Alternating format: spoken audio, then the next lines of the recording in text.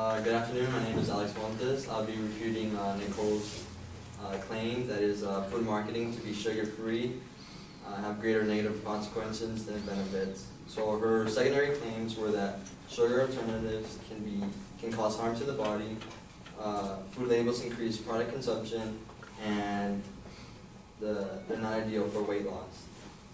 So in her secondary claim, the advocate claims that there are many reported symptoms to the FDA caused by aspartame and sucralose, but she fails to cite any sources. She does cite some information from doctors, but she does not qualify them, so most of this evidence cannot be taken as credible and real evidence. And since no real sources were cited and no authorities were qualified. She claims that the sugar alternatives used in sugar-free products are aspartame and sucralose, but fails to include other sugar alternatives such as natural sugar alternatives, for example, agave nectar, coconut sugar, and date sugar. She also does not show how many people reported their symptoms.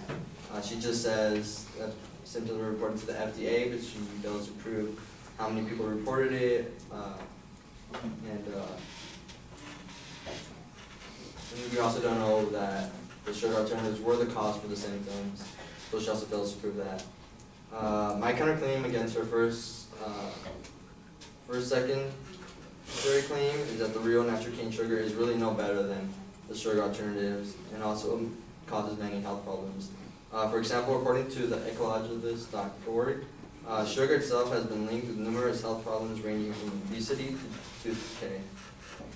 In her secondary claim, she claims that sugar products increase consumption, but also does not cite any evidence in regards to the claim. She undermines her claim by generalizing and assuming that people will increase their product consumption. My counterclaim is that sugar-free products do not increase the sugar-free consumption. And to back my claim, I cite an article by foodnavigator.com that people who consume artificially sweetened diet drinks do not have an increased desire or intake to sugary or fatty foods, according to new research. And the new research finds that such suggestions are unfounded, revealing that those who consume artificially sweetened drinks are no more or less likely to consume a high-calorie or sugary food than those who drink water. In her third secondary claim, she states that sugar-free foods are not ideal for weight loss, but again fails to cite any sources. Although she does cite a person, we don't know who this person is. She doesn't give us any information on this person, what she does, and we don't know if this person is credible and if this is a credible source. The advocate assumes that people will eat more just because they have sugary products, and there is no evidence to back their consumption.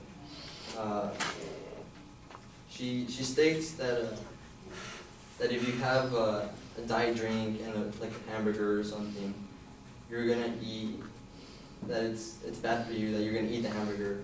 But if you're gonna eat a hamburger and a drink already, it's better to drink the diet drink than a regular drink. It's just less calories rather than the regular Coke or drink. My counterclaim to her secondary claim is that sugar-free food can be an ideal method of weight loss. In an article by the Mayo Clinic, it states that one of the most appealing aspects of artificial sweeteners is that they are non-nutritive. They have virtually no calories. And if you're trying to lose weight or prevent weight gain, products sweetened with artificial sweeteners rather than the high-calorie table sugar may be an attractive option. The Mayo Clinic is a highly recognized hospital and medical research institute with thousands of medical doctors and students working on the research. So I hope I proved that real sugar is really no better than artificial sweeteners, as my opponent claims, and it does not increase the consumption of other products and can be an ideal option for weight loss.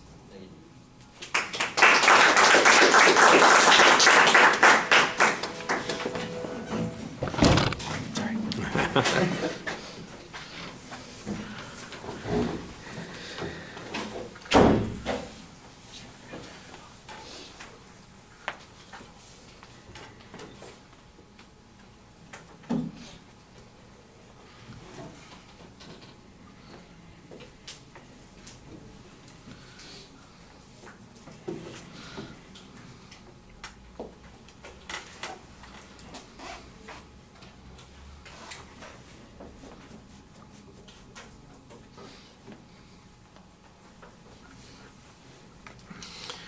All right, the structural stuff is all fine. You challenged the advocate's sources on the first point, and I tell you what, I think that there's nothing wrong with making an argument that suggests that the advocate didn't provide any qualifications for their source.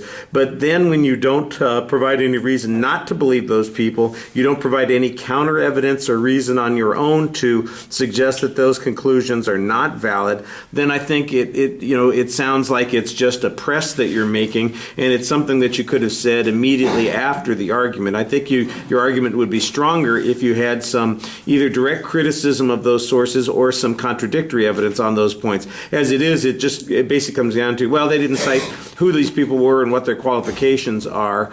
And like I said, it's a legitimate question, but at least there is a source citation that's being presented. I thought it was a little strange, though, that you use that standard, and then down below you cite the Food Navigator, and I have no idea who the Food Navigator is, whether that's a website, an individual who's operating under a pseudonym, if it is a collective of people, if it is a publication, that sort of thing, and you cite that a couple of times. And so I think that would be just as subject to the criticism that you're pointing out.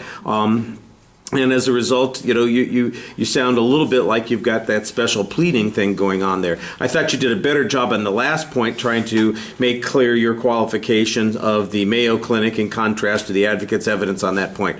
On the second point, I thought that you had some good arguments that talked about how sugar is actually a lot more problematic, and that the alternatives to sugar don't produce these negative consequences. I don't remember what the advocate's evidence on those particular points were, but your argument, from the Food Navigator, that's your source citation, says basically new research says that there isn't any increased desire for the fatty foods, there isn't any increased consumption, people aren't any more subject to this than consuming water. I thought that was a good direct quote that applied to that particular issue.